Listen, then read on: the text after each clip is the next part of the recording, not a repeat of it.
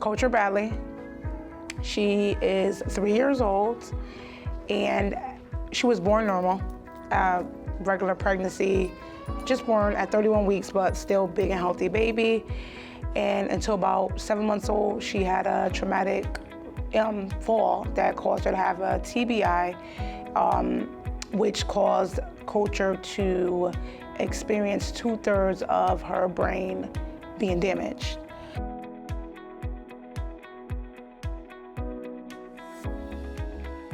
So when that fall had happened, we were told that she wouldn't really live past 72 hours, and that usually when the brain is damaged, it begins to swell, and then as it swells and compresses against the skull, that the cells will begin to die off. So I didn't take that as an answer because I am a woman of faith and I believe in a higher power. So I immediately did what I can do with the situation that a mother could do. So I began to pray. I fasted, I prayed to God. When I got back to the hospital, she just started to take a turn for the worse. Even with all that was going on, they ended up putting her on other machines, and she started having seizures. And later on that night, I just began to pray over her, and she started to wake up. She started to like move her hands and stuff. And I guess with that response, usually it's more a response from having seizures. So I'm running in the hallway, I'm like, she's moving, she's waking up. And they're like taking their time walking. I'm like, hurry up, hurry up. She's moving, she's waking up. And immediately they said that that was like the body reflexing. And as the days started to progress, she started to get better. And I'm just sitting there laughing like, yep, oh, I told you. And now their minds are blown because they're like, wait, this kid has 2/3 of brain injury. Like, we've never seen a brain, a body, a child respond the way she's responding. With Kulture's process through physical therapy, occupational therapy, aquatic therapy, that we begin to meet families. So maybe it wasn't meant for her to just be healed in an instant, because there's other families out there that really needs to hear her story, and then other accesses and supports and resources out there for other kids that may have issues similar to Kulture, even, you know, maybe not as extensive or even more, but other resources that's out there for them to be able to tap into. So my only concern, which I think is a bigger concern prior to starting Breakthrough, is that physical therapy is tailored to people that have physical limitation. But in Connecticut, where I'm from, I think that it was more tailored to just basic physical needs. I didn't. So I say I'm very religious. I'm really big in my faith, and I'm Holy Spirit led. So me reaching out and finding resources and stuff, I don't really do it on my own.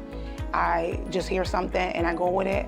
So I happened to just like research like therapy, more therapy, and it was like intensive. I'm like, oh, intensive therapy, what's that about? And then I researched it more, and then seeing kids that is like Kulture walk, seeing kids that probably prognosis are greater than Kulture's, I'm not gonna say worse, but greater than hers or even less, walk, stand, and really live a full potential life that they can live. It made me wanna research it more by any means necessary, because ultimately as a parent, we want our kids to be able to reach their capacity in life. I don't want her to be limited to a wheelchair.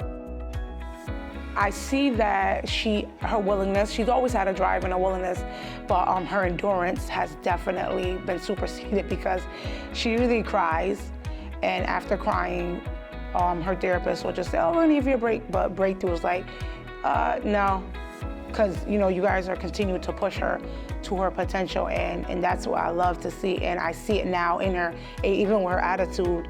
I see that she's more strengthened. She's pulling herself up now, even in the stroller. She's like trying to pull herself up and doing stuff that she's learned here. She's always been like real sassy, like just show me and I'll do it on my own time type of thing. And we're starting to notice it at home where she is pulling herself up more. Her head, she's more lifting her head up, being more observant. And even she does lean to the left side a little bit, but we don't see it more droopy as much. It's still a little lean, but we see it more. So her tone has definitely strengthened her muscles. I believe it helped her a lot.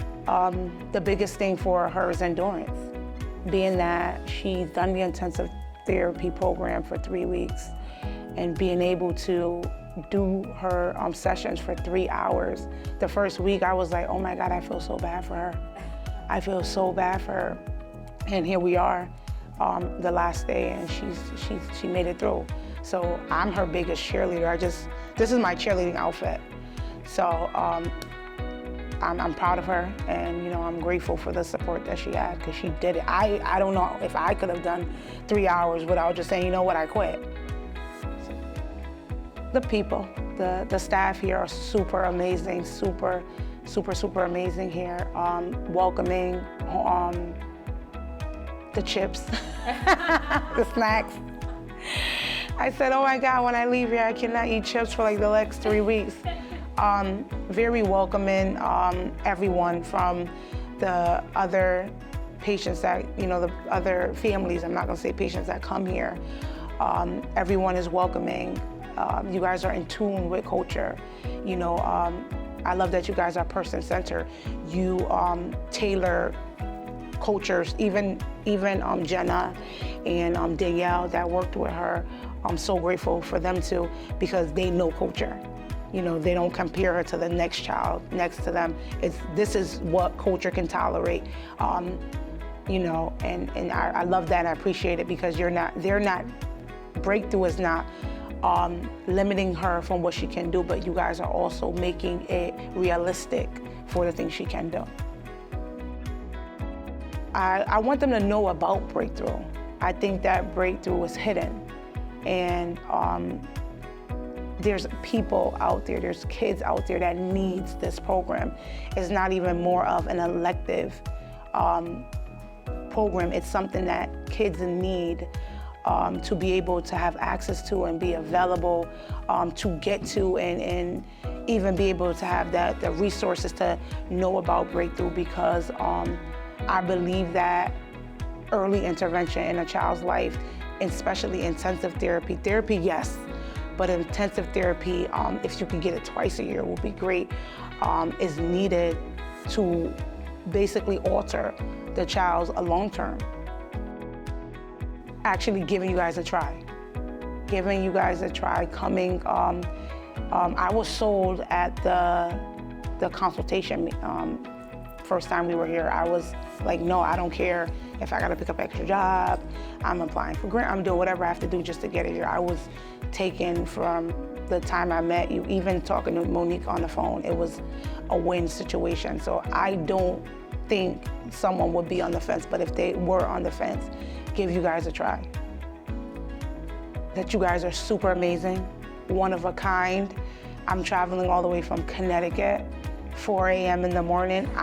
As tired as I am, and I drag and I look a hot mess, I cannot complain coming here. I don't regret it. I know that this is what culture needs, and you guys have accepted me and my family, on top of us eating all the chips and the fruit snacks and the waters and the Powerades, but you guys accepted us as a family with open arms, and I do appreciate you guys. You guys are passionate, and not just for culture, but as a whole, for the family. My first day in intensive therapy, I got a basket, with t-shirts. So now the whole house has Breakthrough t-shirts. And the SIB Center that you guys have created to welcome the siblings, and even having things, I was just reviewing little things that you guys have with the siblings in Breakthrough that makes you different. Especially when a child that has special needs in a large family like mine, we're a family of 6.